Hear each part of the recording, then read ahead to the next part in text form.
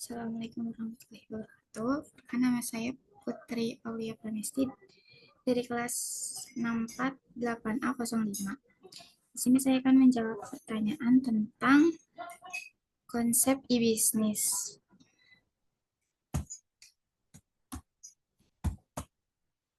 Yang pertama, ada konsep e-bisnis dari perkembangannya pada tahun 1970.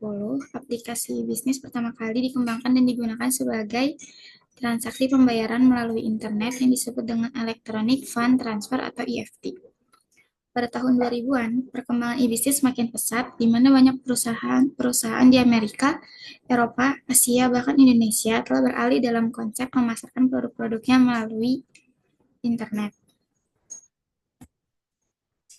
Setelah perkembangannya, ada pengertian dari e-bisnis, yaitu pengertian umumnya e-bisnis merupakan kegiatan berbisnis di internet yang tidak saja meliputi pembelian, penjualan, dan jasa, tapi juga meliputi pelayanan pelanggan dan kerjasama dengan rekan bisnis, baik individual maupun instansi.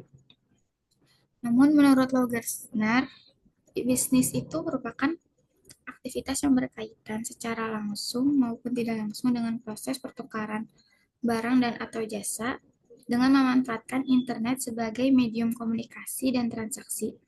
Dan salah satu aplikasi teknologi internet yang merambah dunia bisnis internal, lingkupi sistem, pendidikan pelanggan, pengembangan produk, dan pengembangan usaha.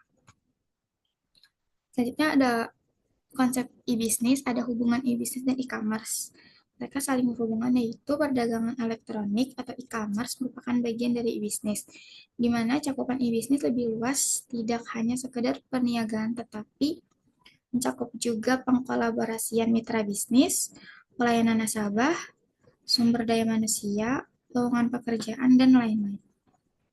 Selain teknologi jaringan www.com, e-bisnis juga memerlukan teknologi basis data atau database, surat elektronik atau email, dan bentuk teknologi non-komputer yang lain seperti halnya sistem pengiriman barang dan alat pembayaran untuk e-commerce ini.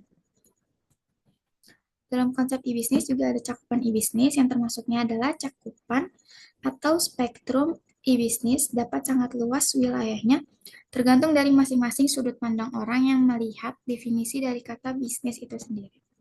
Untuk dapat menangkap dimensi ruang lingkup pengertian e-bisnis, cara yang sering digunakan adalah dengan menggunakan prinsip 4W, yaitu what, who, where, dan why. What itu apa, who itu siapa, where itu di mana, dan why itu mengapa. Aspek-aspek penting apa saja yang ada dalam e-bisnis? Ada 6, yaitu e-marketing, atau biasa disebut dengan e-commerce, electronic commerce, bagian dari e-bisnis yang fokus pada transaksi jual beli produk atau jasa secara online. Ini termasuk situs web e-commerce seperti Amazon atau Tokopedia, di mana produk dijual kepada konsumen langsung. Yang kedua, ada penggunaan internet untuk mempromosikan produk atau layanan, baik melalui iklan digital, media sosial, email marketing, dan SEO atau Search Engine Optimization. Ketiga, ada e-payment, sistem pembayaran elektronik yang memungkinkan transaksi online, seperti kartu kredit, dompet digital atau e-wallet, dan pembayaran berbasis bank. Yang keempat, ada e-supply chain management, yaitu pengelolaan rantai pasokan yang dilakukan secara digital memungkinkan perusahaan untuk lebih efisien dalam mengatur pengadaan bahan baku produksi dan distribusi barang. Yang kelima, ada Customer Relationship Management atau CRM, yaitu mengelola hubungan dengan pelanggan melalui platform digital untuk meningkatkan kepuasan pelanggan dan loyalitas mereka.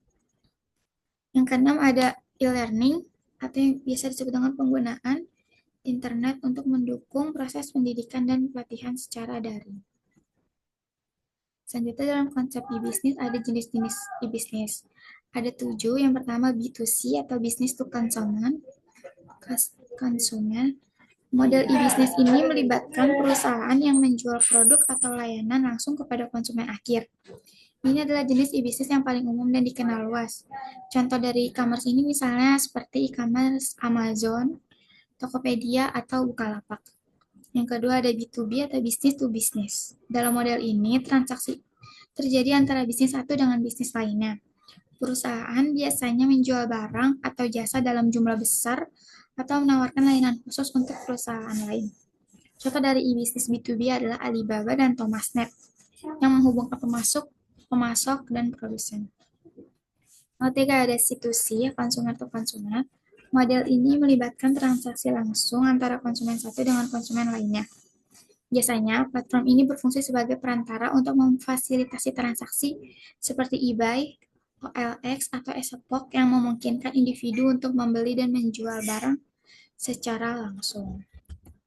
Lalu ada yang keempat, ada C2B atau consumer to business. Model C2B terjadi ketika konsumen menawarkan produk atau layanan mereka kepada perusahaan. Contohnya adalah platform freelancing seperti Upwork, di mana individu menyediakan jasa profesional seperti desain grafis, pengembangan web, dan lain-lain kepada perusahaan. Model ini juga termasuk situs-situs yang memungkinkan konsumen untuk berbelanja di e-commerce tersebut. Yang kelima ada B2G, Business to Government. E-business jenis ini melibatkan transaksi antara perusahaan dan instansi pemerintahan. Perusahaan dapat menyediakan barang atau jasa yang dibutuhkan oleh pemerintah melalui tender atau kontrak pemerintah. Contoh e-business B2G adalah perusahaan yang menyediakan solusi perangkat lunak atau layanan konsultasi untuk lembaga pemerintahan. Yang keenam ada G2B, Government to Business. Model ini terjadi ketika pemerintah menawarkan layanan atau informasi kepada bisnis.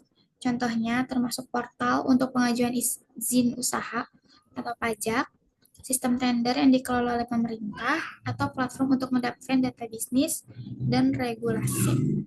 Yang terakhir atau yang ketujuh ada G2C, Government to Consumer. Dalam model G2C, pemerintah menyediakan layanan langsung kepada konsumen. Ini mencakup layanan publik seperti pendaftaran online, pengajuan pajak, pembayaran denda, atau permohonan dokumen seperti paspor atau SIM. Contoh platform G2G juga termasuk e-government government service yang memungkinkan warga negara untuk mengakses berbagai layanan publik secara digital. Lalu pertanyaan untuk soal nomor 2, usaha apa saja yang kira-kira dapat dilakukan dengan kondisi lingkungan saat ini dengan konteks online. Di sini pertama ada e-commerce atau toko online. Kenapa harus e-commerce atau toko online? Deskripsi usaha ini membuka toko online untuk menjual produk fisik atau digital. Produk yang dijual bisa berupa barang kebutuhan sehari-hari, pakaian, aksesoris, alat rumah tangga, produk kecantikan, atau bahkan produk makanan dan minuman. Kenapa cocok untuk lingkungan saat ini? Karena tren belanja online terus meningkat, terutama setelah pandemi COVID-19. Banyak orang lebih memilih berbelanja secara online karena kenyamanan, kemudahan, dan pilihan produk yang lebih beragam. Platform dari toko online atau e-commerce ini, Anda dapat memanfaatkan platform seperti Tokopedia, Bukalapak, Shopee, atau membuat toko sendiri menggunakan Shopify atau WordPress WooCommerce.